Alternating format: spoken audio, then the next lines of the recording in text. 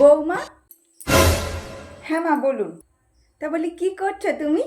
আমি আমি আপনার ছেলের জন্য একটু আলুর পরোটা করছিলাম, ও খেতে ভালোবাসে তাই। না না না, তোমাকে আলুর পরোটা বানাতে হবে না। আসলে কি বলে তো, আমার বাবু না আমার হাতের ছাড়া কারোর হাতের আলুর পরোটা খেতে ভালোবাসে নিকো। ও আচ্ছা আচ্ছা, আসলে কি বলে তো, আমার বাবুর কোনো দোষ নেই। হ্যাঁ, আমি এত ভালো রান্না করি, ও কারোর হাতে রান্না খেতে পছন্দ করেনি কো, মোটে পছন্দ করেনি কো। তুমি ছেড়ে দাও, আমি আলুর পরোটাটা বানিয়ে নিচ্ছি। ঠিক আছে। কি হলো বৌমা, তুমি এখনো এত বেলা পর্যন্ত বসে আছো, রান্না বসাবে না? রান্না? আরে মা, আপনার ছেলে তো আমার হাতের কোনো রান্নাই খেতে পছন্দ করছে না, শুধু শুধু আমি রান্না বানিয়ে কি করব বলুন।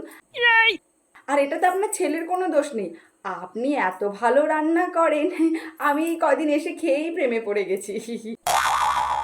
সেই জন্য ভাবলাম শুধু শুধু কেন মানুষের মুখের টেস্ট খারাপ করব আমি রান্না করে, আপনি রান্না করব। আজকে না আপনি চিকেন টিক্কা বানাবেন, বেশ একদম ঝাল ঝাল করে, দারুণ লাগবে।